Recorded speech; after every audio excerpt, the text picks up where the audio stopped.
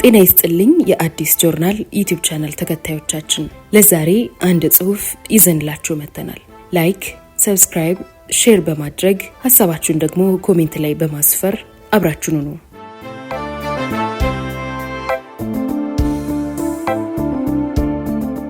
የሚስጥር ቋጠሮ፣ የታጋይዋ እውነተኛ ታሪክ፣ ተራሮችን ያንቀጠቀጠ ትውልድ ከሚለው መጽሐፍ የተወሰደ ተከታታይ ክፍል እናቀርብላችኋለን።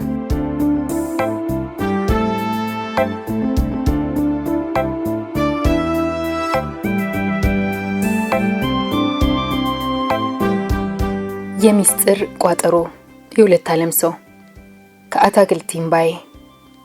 በግቢው ውስጥ በቡድን ተከፋፍለን እንጫወት ነበር። ካድሬው ወደ ነበርንበት በጥድፊያ ሲገባ ግን የኔም ሆነ አብረውኝ የነበሩ ወጣቶች ልብ በፍርሃት ራደ። ከጥቂት ሰኮንዶች በፊት ይሰማ የነበረው ድምፅ ጸጥ ረጭ አለ። ሁላችንም አይኖቻችንን ካድሬው ላይ ተከልን። ለኛ ለወጣቶች ደንታ ያልነበረው ካድሬ በረጅሙ ቡት ጫማ ውስጥ ወሽቋት የነበረችውን አለንጋ መዥጧ አወናጨፋት። አየሩን የምትቀዝፈው ጉማሬ የፈጠረችው ድምፅ ከካድሬው ፉጨት ጋር ተደባልቆ በውስጣችን ልዩ ፍርሃት ፈጠረብን። ፉጨቱንና አለንጋውን ውዝዋዜ አቋርጦ ገንጣ ያስገንጣዩላ ሲል ደነፋ። በግቢው ወለል ላይ የተትረፈረፍነው እስረኞች ወጣቶች ድምፅ አልባ ንግግር ተለዋወጥን። የቁንጥጫ ንግግር፣ በፍርሃት ንግግር። ዛሬ ደግሞ ማን ይሆን ተረኛ የሚል ጥያቄ ያዘለ ቁንጥጫ። አንተኛው ወዲና አለ ካድሬው በፍርሃት ወደ ተዋጡት እስረኞች ሌባ ጣቱን ቀስሮ። በመደዳ የተቀመጡት 3 እስረኛ ወጣቶች እርስ በርሳቸው ተያዩ። ማለለው አለ ካድሬው በሰውነቱ ትንሽ ጎላ ያለውን ወጣት። ይህን ያበጠ ልብን አስተነፍሰዋለሁ ካለ በኋላ እጅጌውን እየሰበሰበ፣ ያቺ ጠባብ ታሃት ዛሬ ስታድንህ እናያለን። አጠገቡ የቆመውን ወጣት ባለንጋው አንዴ ሸነቆጠው፣ ደገመው፣ ቀጠለበት። ወጣቱ ድምፅ አላሰማም፣ አልተንቀሳቀሰም። በዚህ ሁኔታው የተናደደው ካድሬ የሚያውቋቸውን ስድቦች ሁሉ እያዥጎደጎደ ዱላውን አበረታ። ውጤቱ ግን የተገላቢጦሽ ነበር። ነጭ ላባ ጠመቀው። በቡት ጫማው ሁለቴ ከነረተው በኋላ ወደ ነበረበት እንዲመለስ ገፍትሮት ዛሬ እንተያያለን ብሎ እየደነፋ ከግቢው በር በስተግራ ወዳለችው እንደ ማረፊያም እንደ ጽሕፈት ቤትም ወደሚጠቀምባት ክፍል አመራ። በእንዲህ አይነት ሁኔታ ነበር 3 ሳምንት ያህል ያሳለፍኩት። ጥቂት መስለው በታዩ ቀናት ዘመናት ሊገልጿቸው የሚችሏቸው ቅጥ ያጡ ድርጊቶች፣ ድብደባዎች፣ ሳይወዱ በግድ ጥላቻ የሚፈጥሩ ሁኔታዎች ተፈጽመውብናል። በማያውቁት ነገር መገረፍና መግሏላት ከበደሎች ሁሉ የከፋ በደል ነው። የአመፀኝነት ስሜት ይቀሰቅሳል፣ እልህ ይፈጥራል። ብዙዎቻችን የዚህ አይነቱ ድርጊት ሰለባዎች ነበርን። ታሪኬን ስነግራችሁ ምን እያልኩ እንደነበር ይበልጥ ትረዱኛላችሁ። መጀመሪያ ወደ እስር ግቢው እየተገፈተርኩ ከገባው በኋላ ግለይስ አድርጊ የሚል ዛቻ ዝል ጥያቄ ቀረበልኝ። በዚያን ጊዜ እንኳንስ ግለይስ የማደርግበትን ጉዳይ ላውቀው ግለይስ ስለሚባለው ቃል በቂ ግንዛቤ አልነበረኝም። ምን ብዬ ስል ጠየቅኩ። ምን አውቅልሻለሁ አለኝ ያ ነፍሰ በላ ካድሬ። መልስ አልነበረኝም፣ ዝም አልኩ። ከአይጧ ታሃት ጋር ያለሽ ግንኙነት ምንድን ነው? ጥያቄው ቀጠለ። እኔ ታሃትን የማውቃት በዘፈን ነው። ከዚያ ካለፈ ከደርግ ካድሬዎች የእንደ ስላሴ ወጣቶች ሰብስበው በየመድረኩ ታሃት ትውደም በሚለው መፈክራቸው አማካኝነት ነው። እናም ይሄ ጥያቄ እንደቀረበልኝ አስቤ ያገኘሁት መልስ ታሃትማ ትውደም የሚል ነበር። ጥያቄው ግንኙነታችሁ ምንድን ነው ብሎ አንባረቀብኝ። ልሰጠው የምችለው መልስ ግን አልነበረም። እንዳስብበት አስጠነቀቀኝ። ከዚያ በኋላ በተደጋጋሚ ተመሳሳይ ጥያቄዎች ቀርበውልኝ ነበር።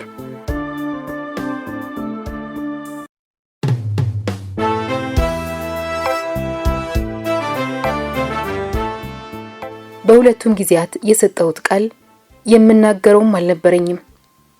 አለመናገሬ ግን ጎዳኝ። ያ ካድሬ ባልወለደ አንጀቱ ተንሰፍስፌ እስካለቅስ ድረስ በዚያ ጉማሬ ለመጠጠኝ። ሐቁን እስካላወጣሽ ድረስ ግርፋቱ ይቀጥላል የሚል ማስጠንቀቂያ ሰጠኝ። ሌላ ጊዜም እንዲሁ የግርፋቱ ተራ ደረሰኝ። ገና ወደ ክፍሉ ሲገባ ልዩ ሽታ አወደኝ። መጀመሪያ ቀድሞኝ የገቡት ወጣቶች አስታውኳቸው ይሆን የሚል ግምት ነበረኝ።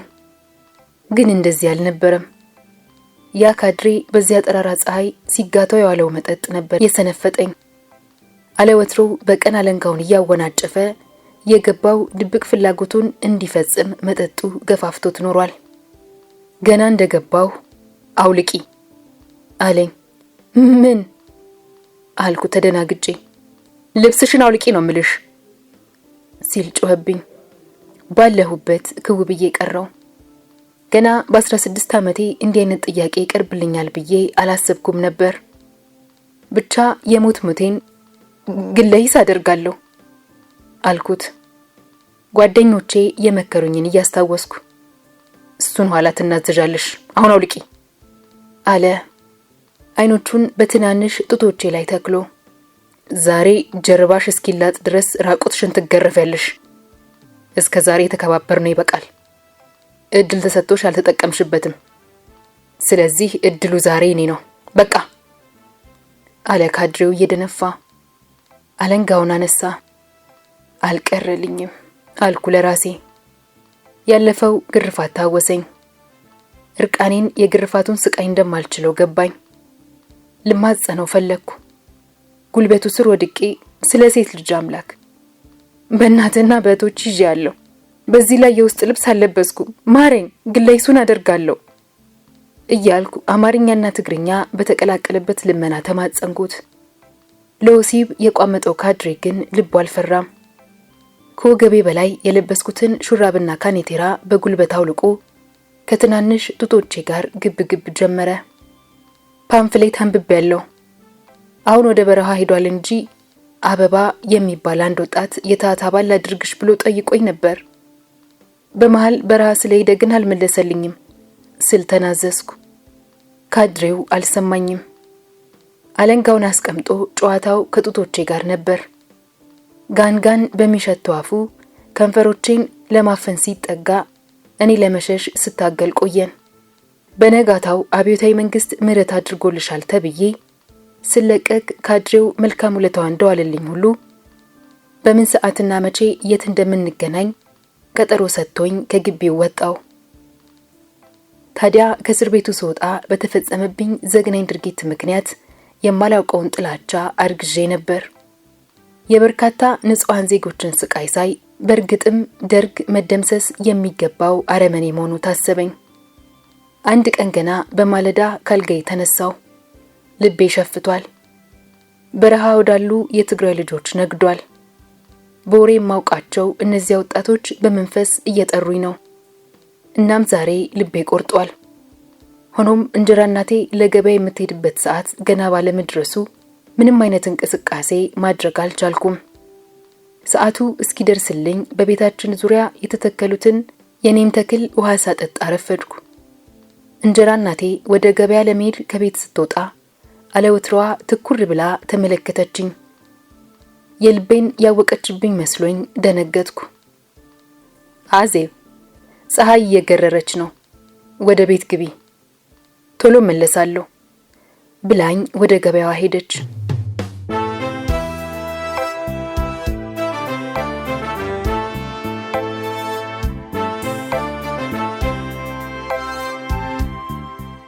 ብዙም አልቆየሁም። ያዘጋጀሁትን ልብስ በጀርባ ያዝዬ የእንዳስላሴን ምስራቃዊ አቅጣጫ ይዤ ማይ አድራሻ መራሁ። የጉዞ አቅጣጫ ከማይ አድራሻ ወደ ግመሎ፣ ከግመሎ ወደ ዛና ደርበ ከርበ መሆኑ ነው። እስከ ግመሎ ያለውን አካባቢ አውቀዋለሁ። እኔም ሆንኩ የከተማው ሕዝብ ልብስ የምናጥብበት አካባቢ ነው።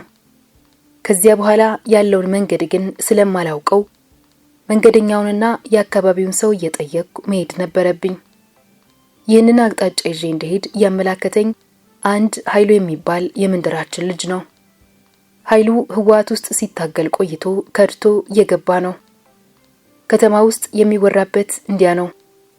እሱም ከድቼ ነው የመጣሁት ይላል። ኃይሉ የህወሓት ሰላይ መሆኑን ያወቅኩት ግን ከረጅም ዓመታት በኋላ ነው። ወደ በረሃኞቹ የሚኬደው በአደባባይ ታበር በሰመማ ወይም በዛና በኩል ነው ይላሉ በማለት ነበር አቅጣጫውን እንደዋዛ ይጠቆመኝ። የኔም አጠያየቅ እንደዋዛ ነበር። ኃይሉ ከጠቆመኝ አቅጣጫዎች ዛናን የመረጥኩት። ዛና አባቴ የተወለደበት አካባቢ በመሆኑ በወሬ ደረጃ ስለ አካባቢው የተወሰነ እውቀት ነበረኝ። ማያድራሻን አልፌ ግመሎ እስከምደርስ ያጋጠመኝ ችግር አልነበረም። ወታደሮች ወይንም የደርግ ታጣቂዎች ቢያገኙኝም ልብስ አጣቢ ስለመሆኔ የተሸከምኩትን ልብስ ማሳየቱ በቂ ነበር።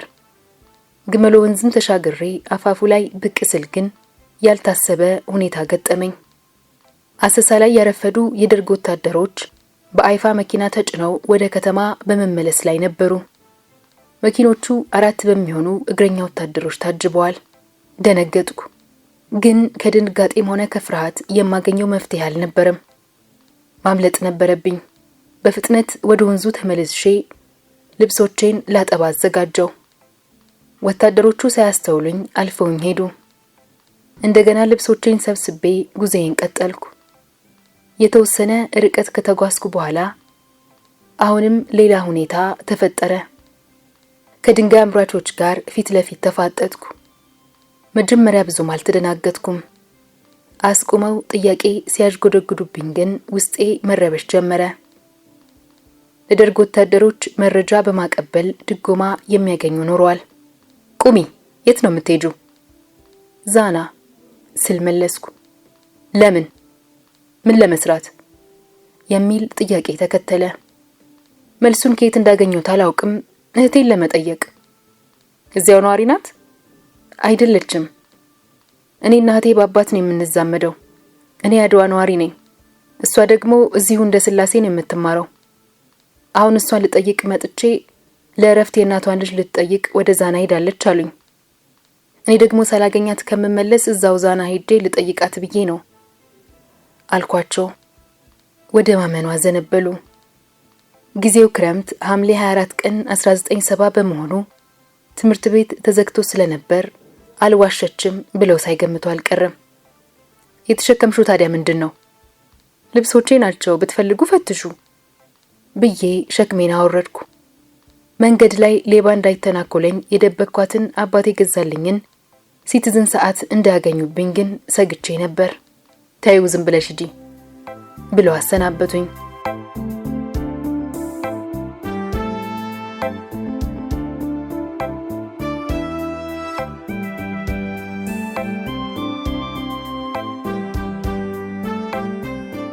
ድንጋይ አብራቾቹ የመንገዱን አቅጣጫ የጠቆሙኝ ቢሆንም ስለደነገጥኩ ያሉኝን አልሰማውም። ብዙ ተጉዤ አረም ላይ የነበሩ አርሶ አደሮችን አገኘው። መንገድ መሳቴን ነገሩኝ። ትክክለኛውን አቅጣጫ ለመያዝም ማሳ ለማሳ እያቆራረጥኩ ወደ ግራ ብዙ መጓዝ ነበረብኝ። ማሳዎቹን አቆራርጦ መሄድ በክረምት ጭቃ አድካሚና አስቸጋሪ መሆኑ ቢገባኝም መረጥኩት። ከእንደ ስላሴ ዛና ለመድረስ ከ6 ሰዓት ጉዞ የሚበልጥ አልመሰለኝም ነበር። ለኔ ግን 12 ሰዓት ሙሉ ፈጀብኝ። ማይደረስ የለም።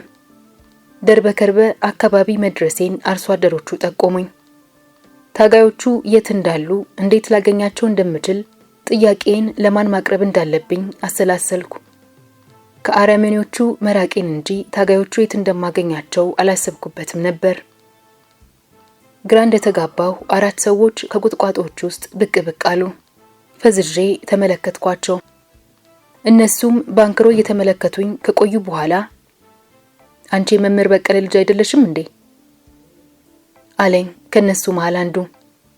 ተአምር ነው የሆነብኝ። በዚህ አካባቢ የሚኖሩ ዘመዶች አሉኝ። አይቻቸው ግን አላውቅም። እነሱም አያውቁኝም። ከነሱ ውስጥ አንዱ ይሆናል የሚል ጥርጣሬ ያደረብኝ። ግን እንዴት ሊያውቀኝ እንደቻለ ሊገባኝ አልቻለም። ነኝ አዎ አልኩት። ታዲያ ምን ልታደርጊ መጣሽ? መልስ አልነበረኝም። መሬት እየተመለከትኩ ዝም አልኩ። ዝምታዬን አይቶ ዘመዶችሽን ልትጠይቂ ነው አለ። አዎ ለማለት አልፈለኩም። በአሉታ ጭንቅላቴን አወዛወዝኩ። እኔ እኮ አብርሃም ደስታ ነኝ ሲል ልቤ በተድላ ተሞላ።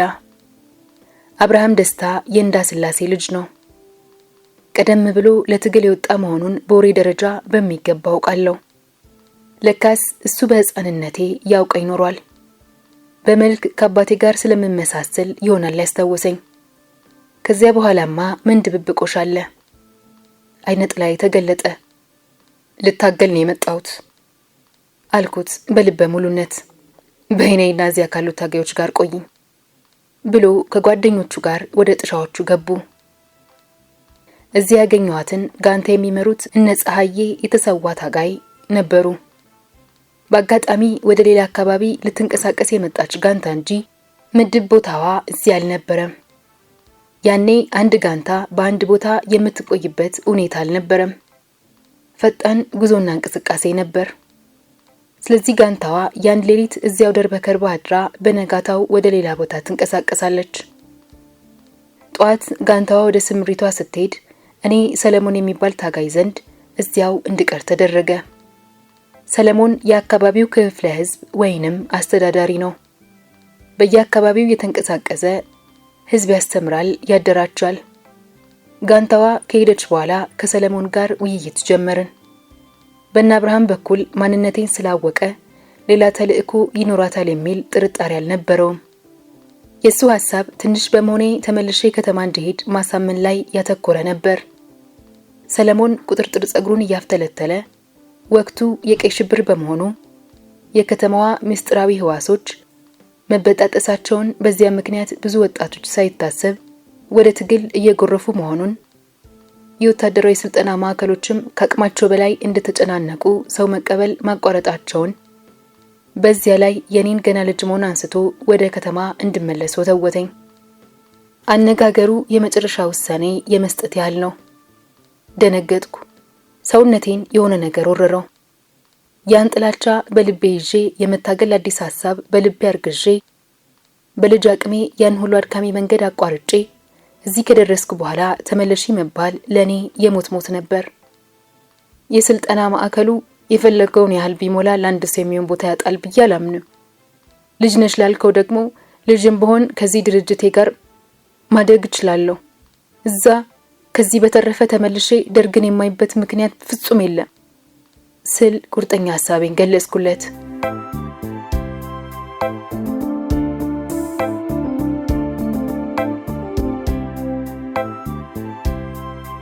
ከዚህ ሐሳብ ፍንክች የማልል መሆኔን ከተገነዘበ በኋላ ሌላ አማራጭ አልታየውም።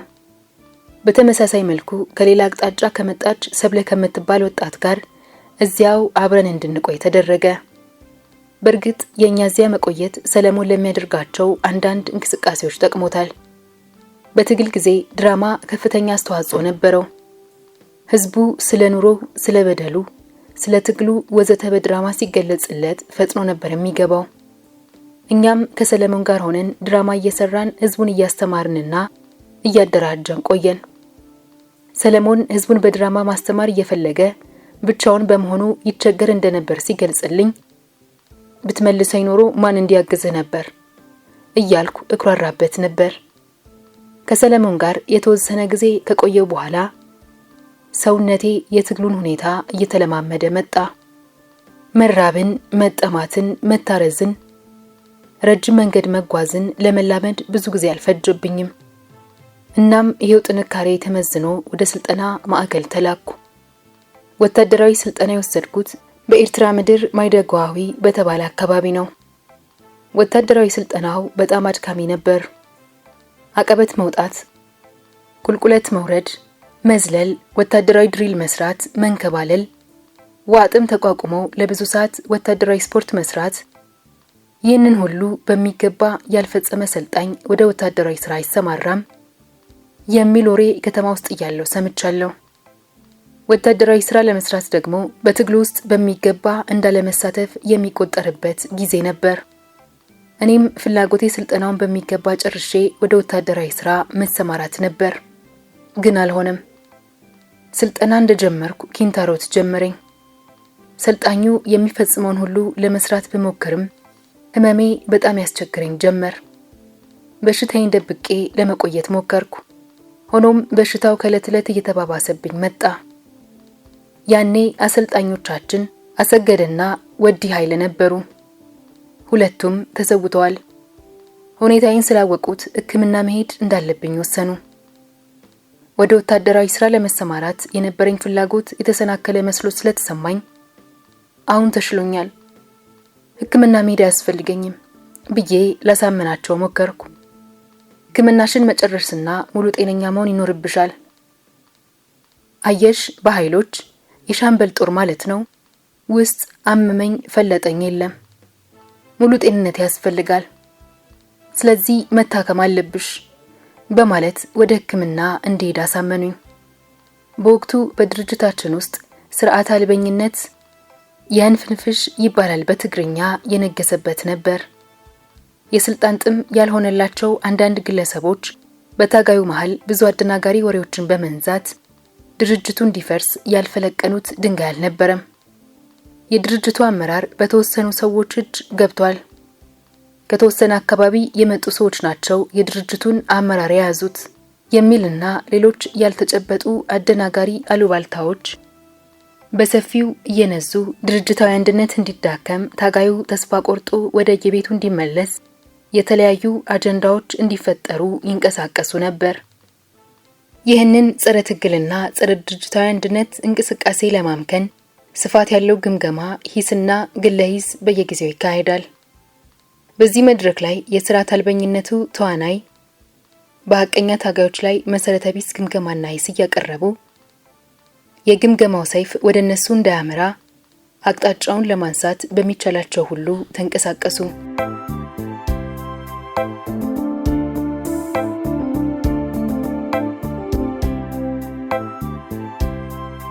በሌላ መልኩም ጠንካራ የተባለው ታጋይም ወቅቱ የተፈጠረውን ችግር በመታገል ላይ ተጠራጣሪ እንዲሆን፣ ሁሉንም በጥርጣሬ ዓይን እንዲታይ የሚያደርግ ሁኔታን ፈጥሮ ነበር።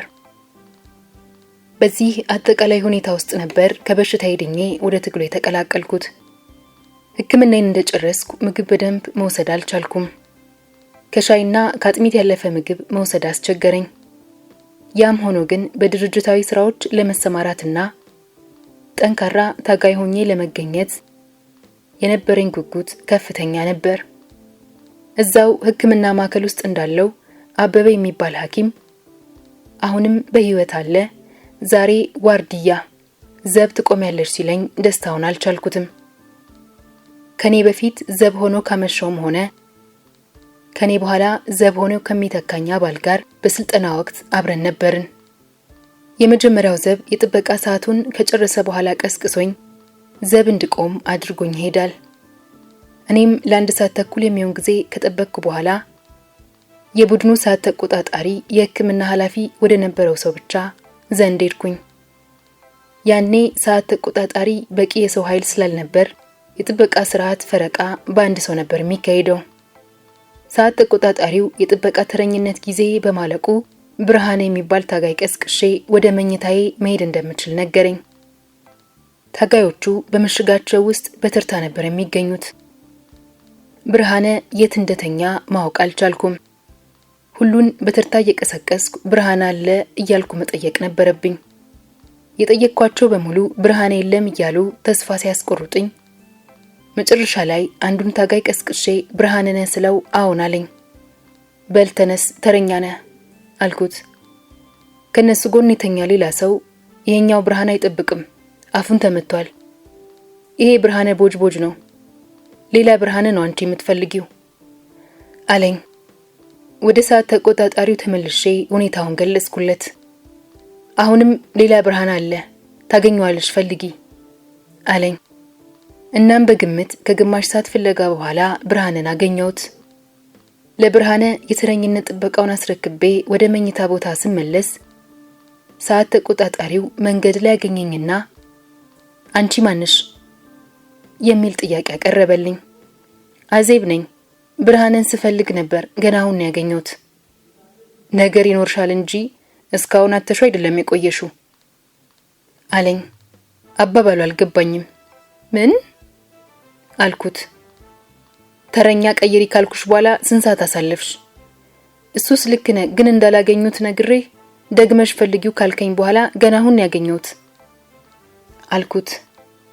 ማጣት እንኳን አላጣሹም ግን ደና ብሎ አለፈ። ባነጋገሩ ብዙም ሳልጨነቅበት ሄጄ ተኛው። ሰዓት ተቆጣጣሪ አለቃ በነጋታው አስጠርቶኝ ግለይስ አድርጊ ይለኛል። ምን ለማለት እንደፈለገ ምን ማድረግ እንደነበረብኝ አልገባኝም። የምን ግለይስ አልኩት። ማታ ምን ስታደርጊ እንደነበር ልትነግሪኝ ትችያለሽ? ምንም ያደረኩት ነገር የለም። አስቢበት። ያደረኩት ነገር የለም። ዛሬም ነገም ከነጎዲያም የማስበው ነገር የለኝም ብዬው ተቆጥቼ ልነሳ ስል ሶስተኛ ሰው ጨምረን እንወያይበታለን አለኝ። ሶስተኛ ሰው ተጨምሮ እንድንነጋገር ተደረገ። የሂስ ማዕከሉም አንጸባርቀሻል የሚል ነበር። አንጸባርቀሻል ማለት ወንዶች አባላትን ለወሲብ የሚገፋፋ ድርጊት ፈጽመሻል ማለት ነው።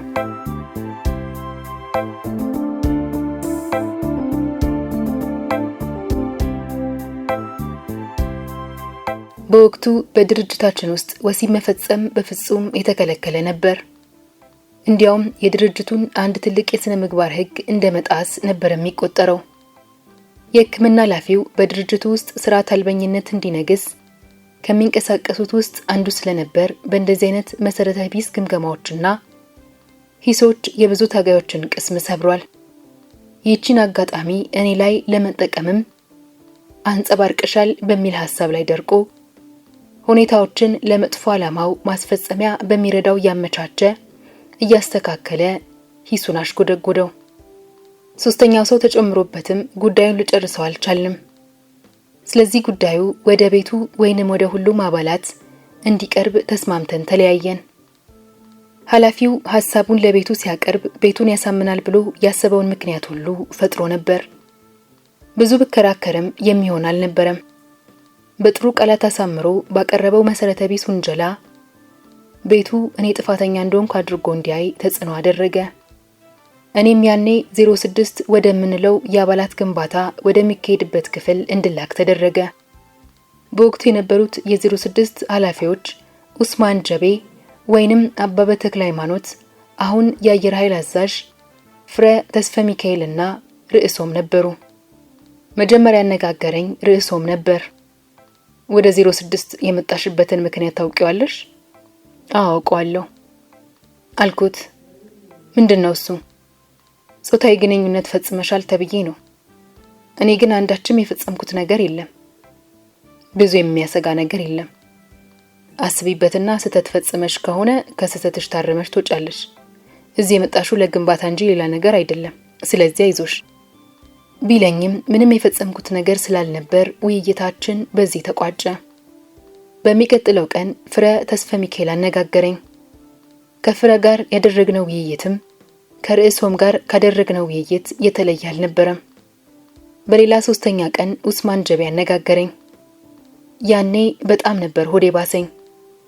ስለሆነም አነጋገሬ ምሬት የተሞላበት ነበር። ስማ ጀቤ፣ እኔ ምንም የፈጸምኩት ነገር የለም። ከዚህ በፊት ስለ ጾታዊ ግንኙነት የማውቀው ነገር የለኝም። ብትፈልጉ አስመርምሩኝና ነፃ መሆኔን ለማረጋገጥ ትችላላችሁ የሚል መልስ ሰጠው። አሁን ሳስበው ነገረ ስራዬ በጣም ነው የሚገርመኝ። አዲስ ታጋይ መሆኔ እንጂ ለታጋዮቹ ያልፈጸምኩት ነገር መሆኑን እያወቅኩ አልፈጸምኩም ብዬ በማስረዳት ፋንታ የማያስፈልጉ ቃላትን በመወርወር አስመርምሩኝ፣ የማውቀው ነገር የለኝም ወዘተ በማለት ክርክር ማቅረቤ ትክክል አልነበረም። የትግል ተሞክሮ ማነስ ያለብኝ መሆኑ የገባቸው ነባር ታጋዮች ባነጋገሩኝ ቁጥር ደህና አስቢበት ከማለት ውጪ የተናገሩኝ ክፉ ነገር አልነበረባቸውም። ስህተቴ ግን በዚህ ብቻ አላበቃም። በድርጅታዊ አሰራር ላይ በነበረኝ ያልተሟላ ግንዛቤ በመጨረሻ አንድ የተሳሳተ ውሳኔ ለመወሰን በቅቼ ነበር። ቁጭ ብዬ በድንገት ጀቤ ይመጣል። ሀፍረት እየተሰማኝም በል ጀቤ ተሰምቶኝ ነበር አልኩት። ምን አለኝ። ጾታዊ ስሜት አልኩት፣ ፍርሃትና እፍረት በተቀላቀለበት አንደበት። እንዴት አደረገሽ? አለኝ ተገርሞ። ምንም አላደረገኝም ግን ተሰማኝ ስለው ረጅም ሳቁን ለቀቀው። ከዚያም ፍራቻ ብቻ መሆኑን ስለተገነዘበ ከአንድ ሳምንት ቆይታ በኋላ ከ06 እንደወጣ ተደረገ። ያ የሕክምና ክፍል ያቺን መድረክ ተጠቅሞ የልቡን ሊያደርስ አስቦ ሳይሳካለት ቀረ። እኔም ከዚያ ቀን ጀምሮ በድርጅታችን ውስጥ ሀቅ ከተያዘ ማንም ሰው በሐሰት ምንም ሊደርስበት እንደማይችል ልገነዘብ ችያለሁ። ለዛሬ በቃን።